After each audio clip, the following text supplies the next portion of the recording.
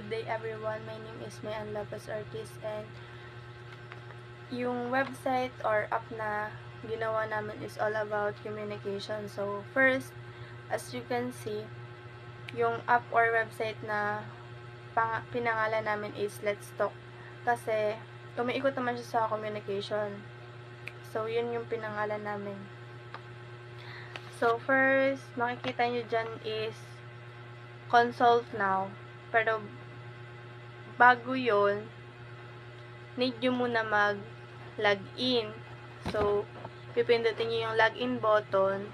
Then, pagkapindot nyo ng login button, may makikita kayong mga tabs, which is username, email, passwords, confirm password, then done. Una, you will create your username. Then, after that, you will click email. Then, dapat yung email na gagamitin dyan is active email para magpa-pop up dun sa email mo if nag-sign in ka ba or hindi. Then, pagkatapos, you will create your password.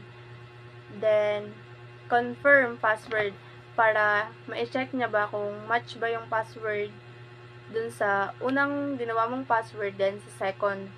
Then, pag nag-match siya, then, click done. So, tapos ka na. After sa welcome screen, sa login, muli sa homepage. Then, ang nasa homepage is ang mga choices na imong gusto nyo maka-communicate. Like, sa word nga, kung magbasa ta sa welcome screen, ang nakabutang dito is consult now. So, pwede sa doctor, sa normal person lang kung gusto maka-istorya, or psychiatrist, and businessman. Then, mamili ka na sa ilag isa, or anything of isa pila ra gunong dapat pilihan na. Tapos, after ang homepage, nakapili na ka, dira ta sa communicate. Mo na yang sa akong communicate na gibutang is mo na ni siya nga murag nag istorya na ang kuan. Istorya na ang nag consult og ang doktor na yang istoryahan. 5. Search bar. Ito ang screen para maghanap ng user o impormasyon sa app. Search field.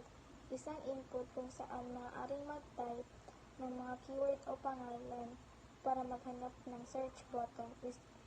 Isang button para simulan ang paghahanap. Search result. Ito ang search result. Ito ang screen na pagpapakita ng mga resulta na paghahanap ng mga pangalan o listahan na impormasyon o tumutugon sa hinahanap na keyword. Profile information. Kasama dito ang mga larawan at pangalan ng mga natagpuang user. Navigation. Pwedeng i-click ang bawat resulta para makita ang mas delikadong impormasyon at profile ng user. Okay, sa settings, this screen ay para sa pag-aayos ng mga personal na settings like mga option sa accounts. So, for example, maaaring baguhin na pangalan, email, password, at iba pa.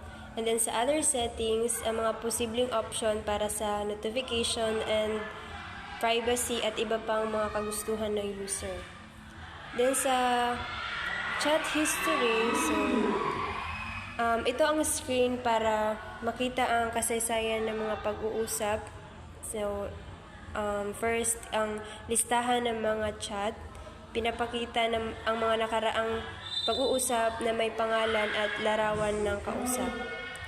Then, ang isa ay mga detalye ng chat. So, pwede i-click ang bawat chat para makita ang buong kasaysayan ng pag-uusap.